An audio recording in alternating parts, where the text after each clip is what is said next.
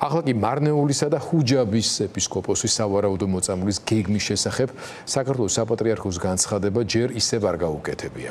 პრესამსახურის ხელმძღვანელს მამა ანდრია ჯაღმაიძეს ფორმულას ზარებისთვის არ უპასუხია, პროკურატურამ კი გამოძიება განზრახ-მკვლელობის მომზადების ფაქტთან დაკავშირებით დაიწყო.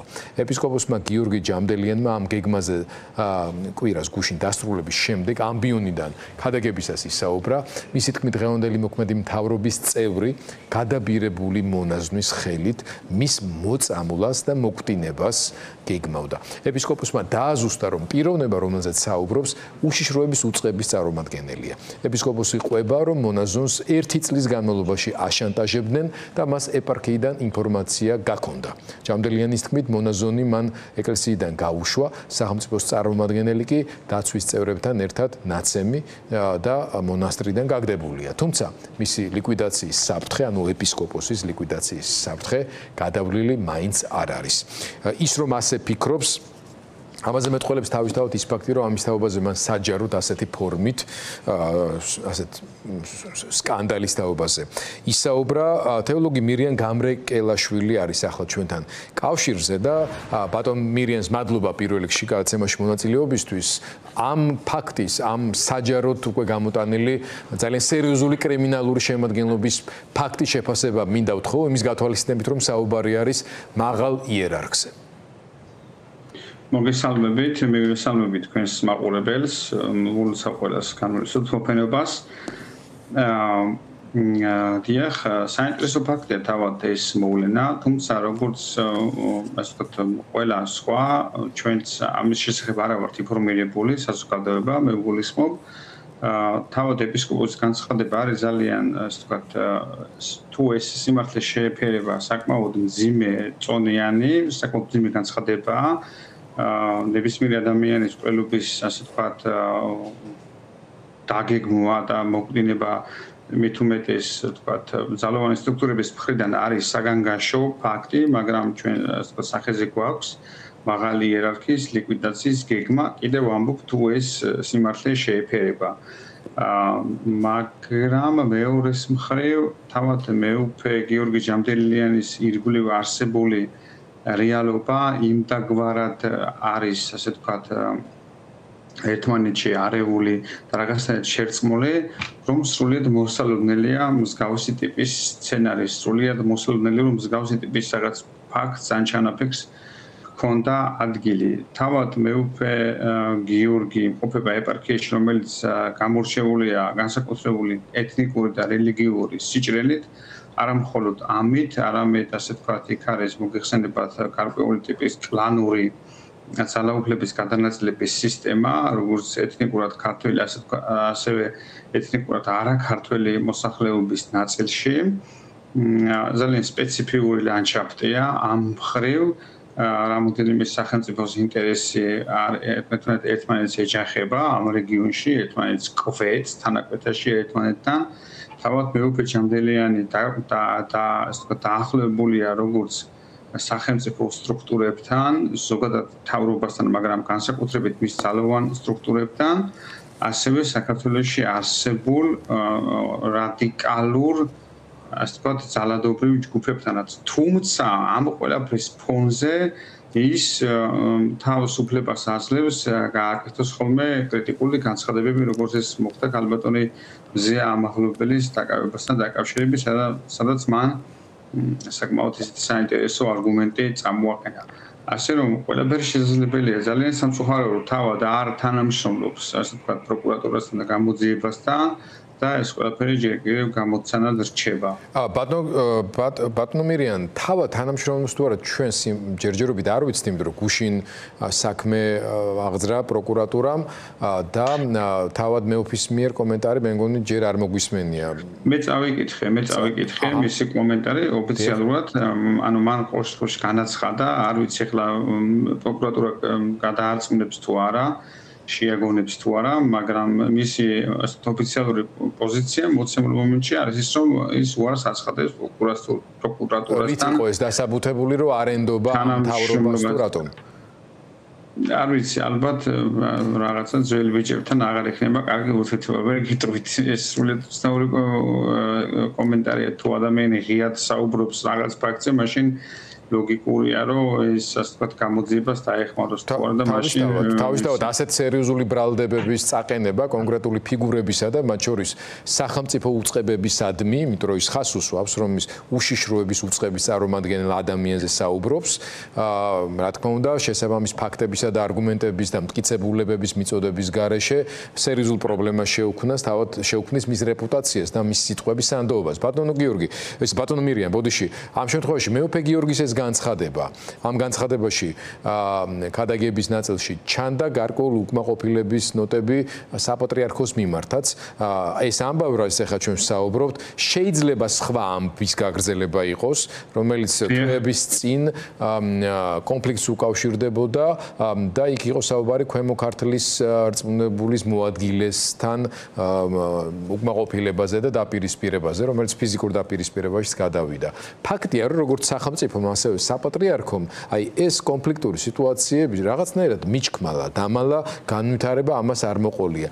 ეს რითი შეიძლება იყოს ნაკარნახები და საპატრიარქო რა როლს უნდა თამაშობდეს და თამაშობს. იმიტომ რომ თავად მეუფე გიორგიმ თქვა, რომ შეიძლებაო მე შემომითვალისო, რომ აი ქორეპისკოპოსის დონეზე შეიძლება იყოს განხილვა, მაგრამ მე ამის წინააღმდეგი ვარ, რადგან საეკლესიო კანონიკით მე მივიღე უკვე გადაწყვეტილება განვსაჯეო ეს ყველაფერიო და ერთადერთი რამაც შეიძლება გადახედვა გამოიწვიოს, ეს არის სინოდის, წმინდა სინოდის ხდომაზე ამ საკითხის განხილვა. აი თქვენ როგორც თეოლოგი საეკლესიო სამართლის თვალსაზრისით როგორ უნდა ხდებოდეს ახლა ეს ყველაფერი? თუ ნებას მომცემთ და რამოდენიმე წუთს თუ თქვენს რამდენიმე წუთი და ბრძანეთ ხელს არ შეგიშლით. თუ დამით და მაჩუქებთ გეტყვით ძალიან მე როგორ ხედავ ამ საკითხს და რა სქემის ნაწილში და რა სქემის ნაწილად განვიხილავ ამ ყველაფერს. ისე იგი ჩვენ რაღაცნაირად ყოველთვის გავიწყდება რომ შევკროთ ხოლმე დიდი სურათი და მთელი ასე ვთქვათ პაზლი ერთად დავალაგოთ. ფაქტი არის ერთი და ეს ფაქტი ყველასთვის თვალხილულია რომ ამ მთავრობის პირობებში ესე იგი ეკლესია არა იმდენ ესეთი სუვერენობისაგან საკუთარი სუვერენიტეტისაგან განზრახული ეკლესია იყო მხოლოდ ბოლშევიკების დროს და მაშინაც კი არა ესე ძალიან როგორც ამ მთავრობის ხელში აღმოჩნდა. სეზონი გაიხსნა ციანიდის საქმით, რომელიც ძალიან გავს, ასე ვთქვათ, მეუფე გიორგი ჯამდელიანის ირგვლივ ატეხილ ამბავს, იქაც ასე ვთქვათ, ფიგურირებდა მკვლელობის რაღაც თეორემა, მოქმედი პირი, ძალოვნები, თავადსასულელი პირები, მონაზვნები და ასე. ამის შემდეგ წავიდა ესე ვთქვათ, ეკლესიის შიგნით ძალიან დიდი მოთქმა, ხელისუფლება შევიდა აქტიურ ჩარევაში, ჩაერეოდა ეკლესიის ასე ვთქვათ უკვე შიგნით და სუვერენულ გადაწყვეტილებებში, აშკარად ჩანდა ეს. ამის შემდეგ ასე ვთქვათ, მეორე სერია იყო სუსის კრებსები, სადაც არეული იყო ტყუილი მართალი და საბოლოო ჯამში მოხდა ისე რომ საქართველოს ეკლესიამ სახელმწიფომ და მთავრობამ სრულიად ტოტალიტარულად დაიმორჩილა. ყოველ შემთხვევაში გარედან ეს ასე ჩანს, გამონაკლის წარმოადგენენ რამდენიმე ეპისკოპოსი და ეხლა აქ არის ძალიან საინტერესო მართლაც სამართლებრივი თვალსაზრისით. ისე იგი სახელმწიფომ დაიმორჩილა ეკლესიის ცენტრალური აპარატი. საპატრიარქო არ არის ის საპატრიარქო, რომელიც ჩვენ ვიცით და ჩვენს მეხსიერებაში არსებობს, რომელიც აგებული იყო საქართველოს კათოლიკოს პატრიარქის ფიგურის ირგვლივ. ის დღესდღეობით არის ძალიან ავად, არის საკმაოდ ხრცოვანი, აღარ არის მოქმედი და შესაბამისად საპატრიარქოში დღესდღეობით მთავარი ხმა არის მისი მოსაყდრე მეუფე შიო და მის ირგვლივ გაერთიანებული ჯგუფი, რომელსაც ოფიციალურად ჰქვია საპატრიარქოს საზოგადოებასთან ურთიერთობის სამსახური, დიახ. მაგრამ ეს ესე იგი საპატრიარქოს საზოგადოებასთან ურთიერთობის სამსახური ოფიციალურად საეკლესიო სამართლებრივი თვალსაზრისით არ არის წონადი ორგანიზაცია. ეს არის აი პრესსამსახურივით რაღაც, რომელიც სინოდიდან სინოდამდე საზოგადოებასთან ურთიერთობს, უბრალოდ მასთან საუბრობს. ეხლა რასაც მეუფე გიორგი ჯამდელიანი, ესე რომ ვთქვათ, სლენგზე რომ ვთქვათ, რასაც მეუფე გიორგი ჯამდელიანი აწდება, ესე რომ ვთქვათ, ანა, რასაც ამტკიცებს, ხო, დაჟინებულად. ამაში ის არის მართალი, რადგან იერარქიული თვალსაზრისით ეპისკოპოსის გადაწყვეტილების გადასინჯვა და რევიზია შეუძლია მხოლოდ სინოდის კრებას. ეხლა მეუფე გიორგი ჯამდელიანი რას ელოდება? მეუფე გიორგი ჯამდელიანი ელოდება, რომ ეს ძალოვნები ადგებიან, მივლენ თბილისში, დაელაპარაკებიან, ესე ვთქვათ, პრეს-სამსახურს და ელაპარაკებიან საზოგადოებრივ ურთიერთობასთან, ანუ საზოგადოებასთან ურთიერთობის სამსახურს, რომელიმე ქორეპისკოპოსს, მერე ისინი დაურეკავენ და მეუფე გიორგის თხოვენ რომ გაჩუმდეს.